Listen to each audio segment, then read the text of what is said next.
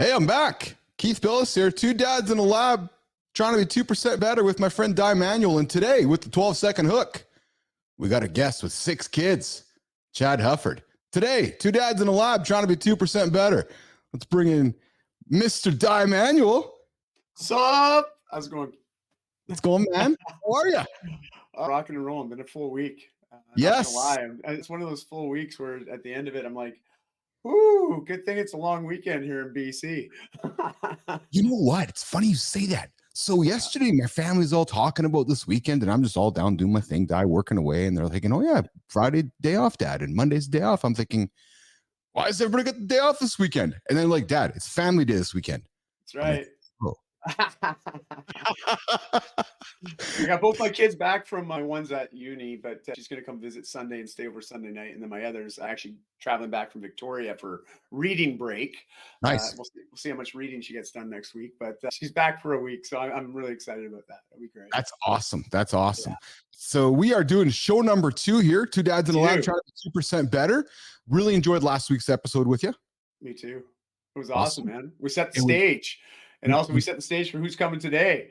It's this man needs no introduction, but we'll give him one anyways. But I like any person that's had 6 kids, I'm like, hats off, man. Hats off. Hats off is right. So without further ado, Dai, why don't we just, you and I, stop talking, bring in our first guest to this brand new show for the audience. We have brought in Mr.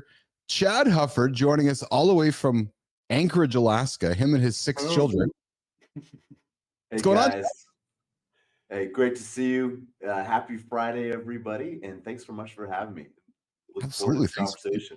Thanks for joining us here today. So you and I met a couple weeks ago in the lab, and during our conversation, you revealed to me that you didn't have 1, 2, or 3 kids, that you actually had a larger than a hockey team. And I was quite fascinated by this whole conversation of 6 children. So when Dai and I put the show together, I said, Dai, we got to bring Chad Hufford onto the show and have this conversation about life with 6 kids. Chad. Yeah, we had 4 kids all pretty close together. We actually had 4 kids 5 and under. And then we thought, that's a lot of kids.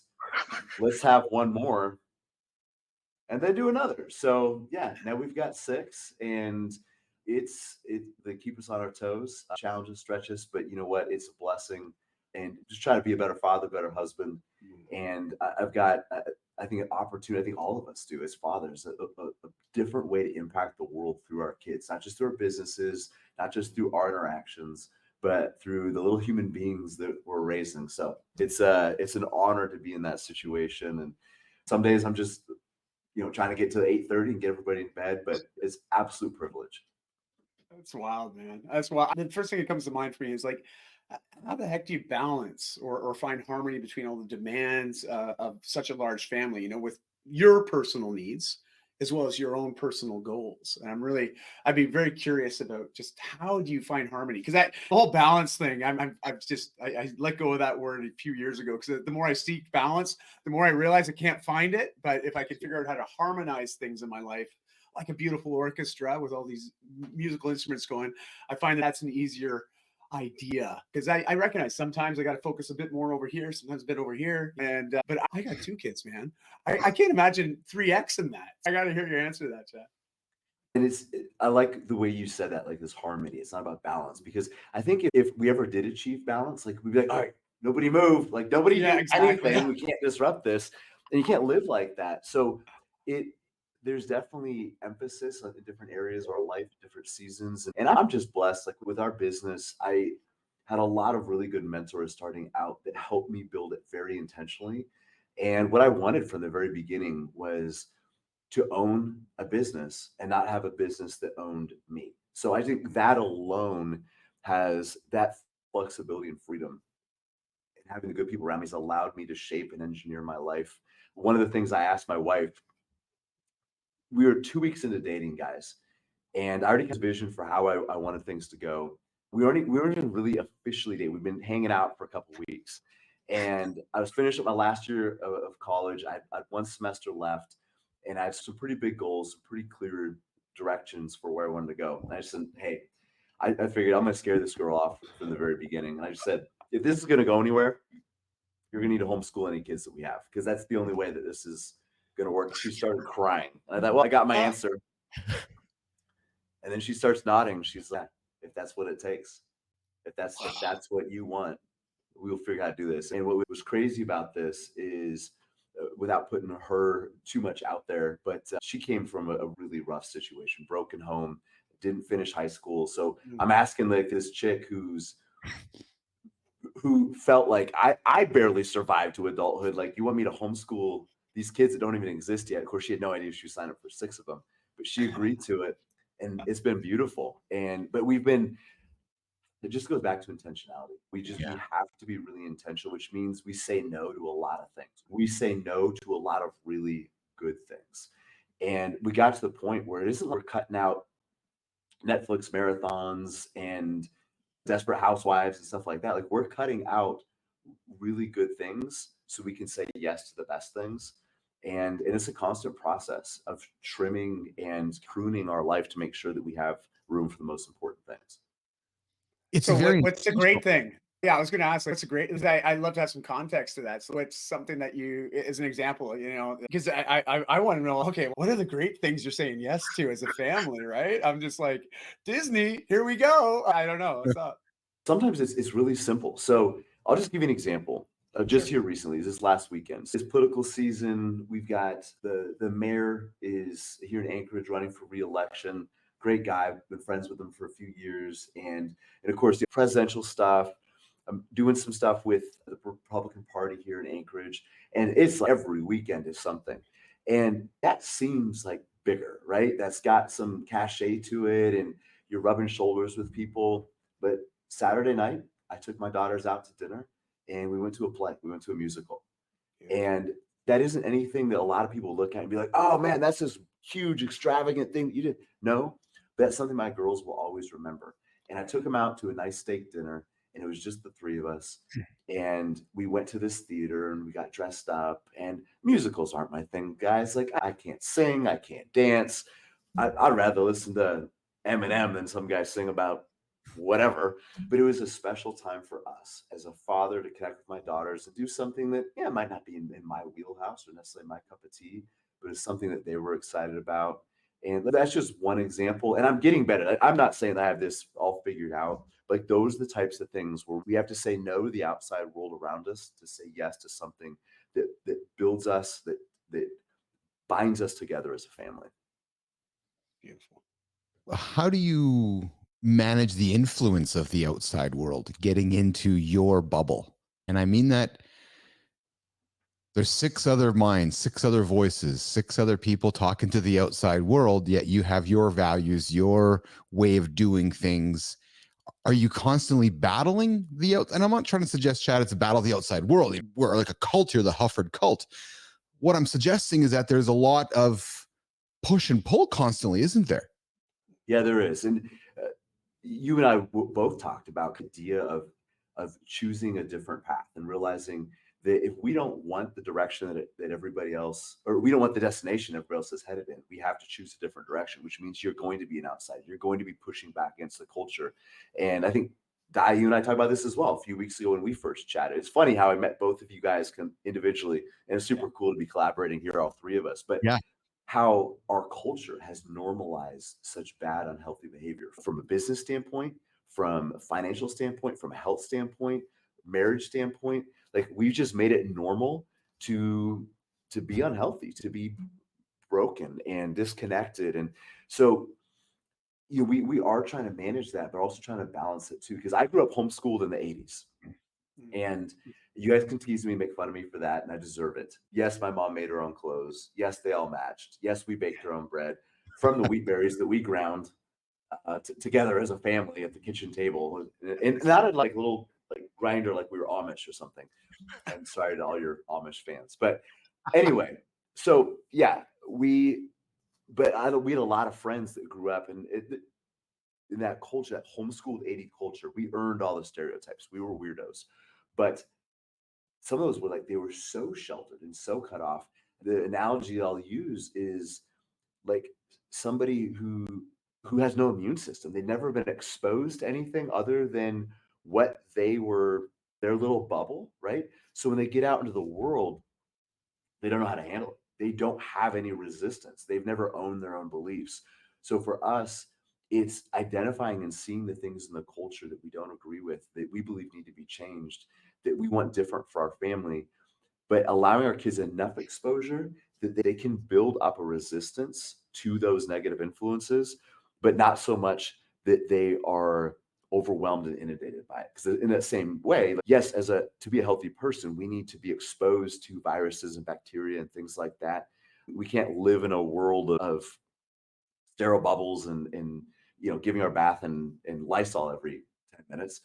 But we also, if we're bombarded by whatever that influence is, it can overwhelm our immune system. So I think it's finding that healthy balance, and it's a constant struggle, especially with phones and technology. Like, it comes at us from all sides. So we have to have those times where we're shutting everything off, and we're just gonna spend some family time, and it's hard. It's hard even for my wife and I to put the phones up on the counter and just say no. We're cutting it off.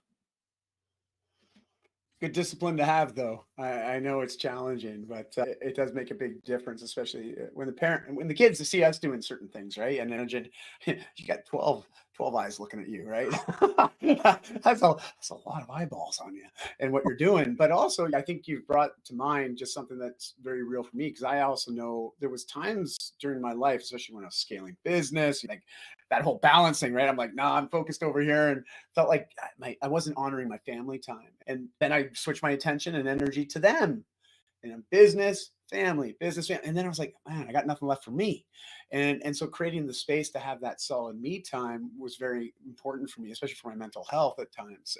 And I'm curious, what does me time look like for Chad? Like, how do you fit that in, or what does that look like? And I'd just be really fascinated to hear what's your strategy for maintaining that, because I know that you're firing on all pistons all the time, or at least most of the time, and it's how you've based a lot on your values and Mhm. how you honor your health and well-being, especially. So I think this would be valuable for people out there Mhm. that even have one kid or even don't have any kids yet, but are planning to. And it's like, gosh, and I'm already struggling with me time. So please, Chad, expand on that for us. Yeah. Especially Chad, when Di talks about your me time, you commented earlier, Chad, on 8:30. Like, you're not rushing through your day to 8:30 because you're trying to enjoy your day. So to Di's point, like, how do you mentally balance that? Okay, it's not 8:30 yet, and I'm trying to get there, but I don't want to rush there because I don't want to be present. It's got Mhm. to, right? And even that, like, we had a conversation a couple nights ago. So it was after the Super Bowl, and the two youngest kids were in bed. The older kids were up talking, and that's normally our Bible time, so we call it kind of family worship. And we sometimes we talk about a lesson out of Scripture. Sometimes we're just talking about life, and we got off some tangent.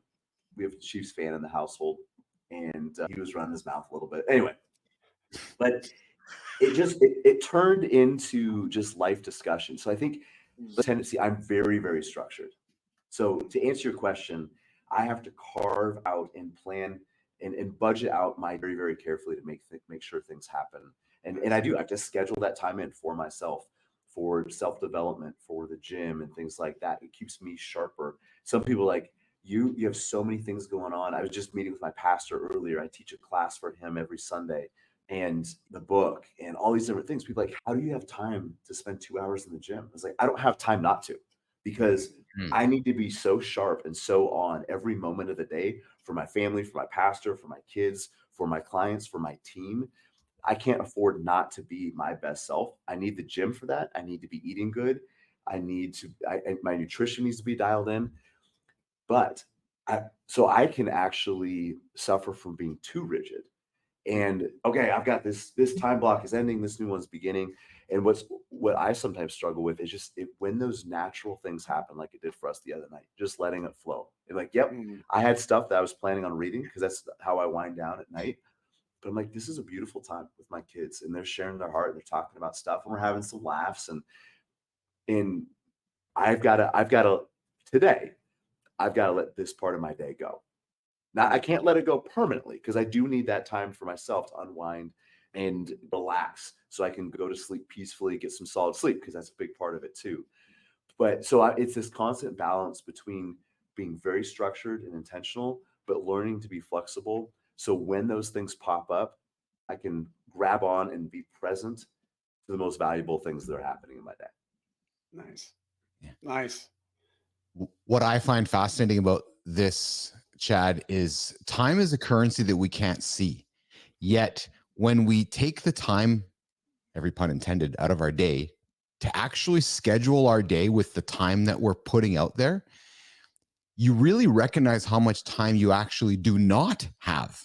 Mm-hmm. So I'm fascinated. If I saw your calendar, a lot of people would say, "Oh, Chad, you're busy." You're saying, "No, I'm living life." Because every block of time is living your life forward, isn't it? Like, that's really what it is for you, isn't it, Chad? Oh, I don't think Chad's ever busy. His life's just full. That's all it is, man. Full of commitments, and you honor them. And I think that's Yeah. awesome, man. That's awesome. Well, Di, how old are your kids? You have older kids, 18 right? and 20 now. Oh, almost 19, 21. And that's what I've got to remind myself, because ours are 15 down to 3, even though our oldest daughter, she's taller than I am now, and it's a little ridiculous being eyeball to eyeball. Actually, I picked her up the other day and I held her like this, Yeah. She starts squirming. She's like, "Dad, what are you doing?" And I was like, "This is how I used to hold you." And someday I won't be able to. Yeah. Someday is not today. So That's right. I put her down. Anyways, but like I have to remind myself that yes, that there's no such thing as saving time.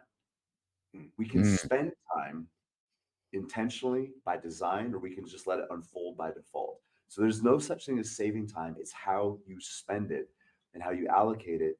But with little kids, I realize I'm planting those seeds, and with your kids being older, like you are seeing the harvest of some of those seeds that you planted when they were 3 and 5 and 7 and 10. And I've got to remind myself of that too, to make those intentional moments happen where I might not see the fruit of that right now, but trusting the process, realizing that those seeds will grow inside of my kids and blossom into something in the future. Because this investment, it isn't just the time spent; it's the intentionality and effort and those moments invested in my child. That my hope would be that they can glean from that for years to come. Well said. And I know they're picking up lots of those seeds, and they're germinating into something beautiful. You're going to have a whole forest, right? Like with a family of 6, you got to plant lots of seeds. But regardless, I was just thinking about advice for other parents, specifically other fathers, because I know it's a big identity piece for us as fathers, right? We think we're the hunters, we're the gatherers, right? We're out there and we're killing to bring an income home every day and support our families. And so I know there's a lot of these, I hate to use the term cliches, but they're definitely passed down norms from generations. And just this, and again, I'm not going to get into the gender conversation. I'm a man who identifies as a man. I think all 3 of us are. And so this conversation is very relevant to us from that perspective.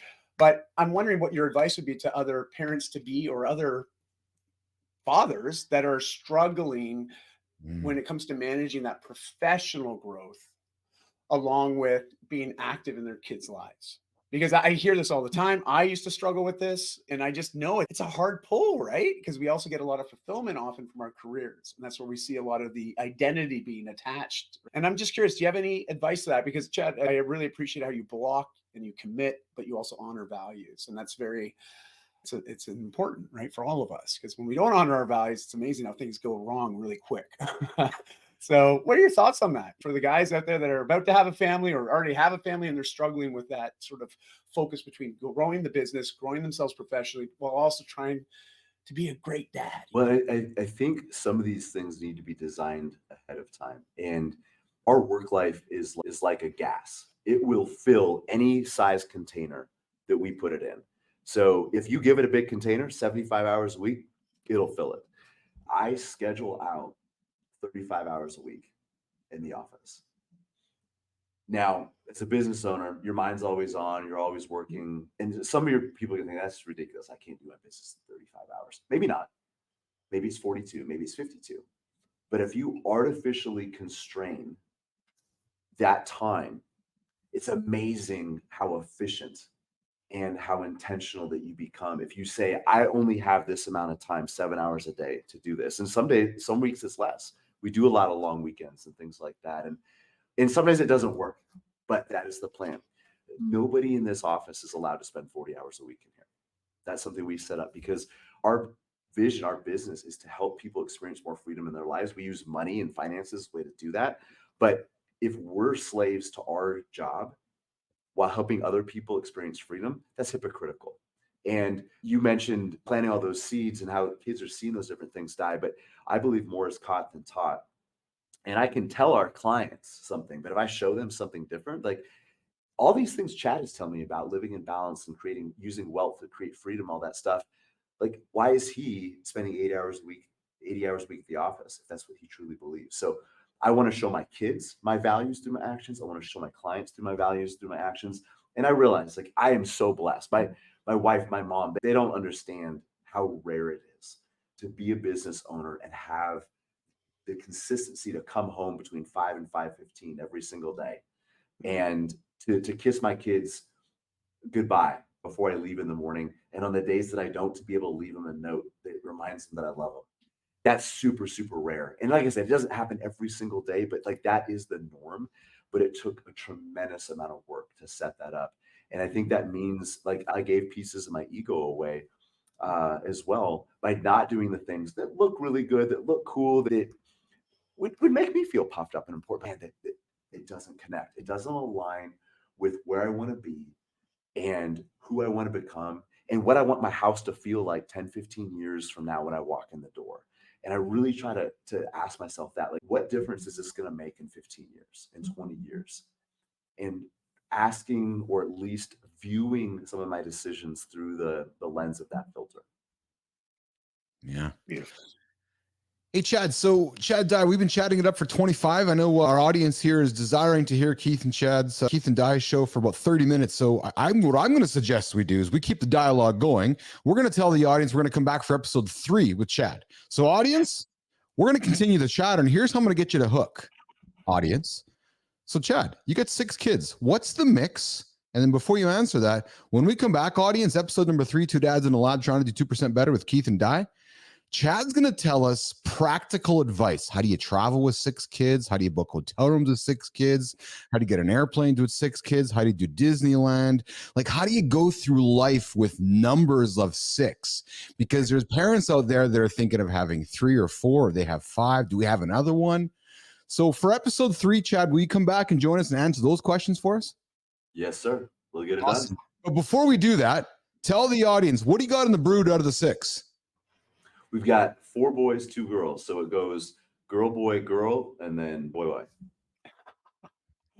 Dude, that's awesome. And I'm Wow. and I'm going to touch on this in our next conversation, but I'm so blessed that we had those girls on the top end because, oh my goodness, they are so helpful. And the boys are too, don't get me wrong, but there's a nurturing that the girls have.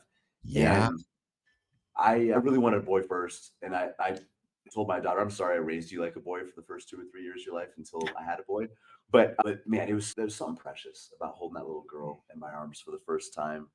And oh my goodness, they are absolutely instrumental in making sure that the rest of this runs smoothly. We'll talk about that more soon. That's awesome. Chad Hufford, thanks for joining us here today, live in the lab with 2 dads in a lab trying to be 2% better with myself and Dai Manuel. Hola, hola. Chad, that was great, man. Love it. Loving the wisdom bombs you're dropping. And I'm like, I'm almost excited to have more kids. No, I'm not. I'm just joking. But thanks for the insights. One of the things we can touch on is just raising kids with intentionality, because we had 4 kids, 5 and under. We realized, like, man, this is going to take, like, how do we scale this? And what happened, like, we realized we had, just like in a business, you have to start delegating. You start training those kids not to be better kids, but to be little adults. Not that we didn't give them a childhood, but I mean, standards for kids these days, you guys can be so freaking low. And if you give a kid, here's what we expect out of you, it's amazing how they rise to the occasion. And again, we can talk about this when we're live, but it's, in a lot of ways, it's easier with 6 kids than it was with 2 or 3. Yeah. And we can talk about that. I bet.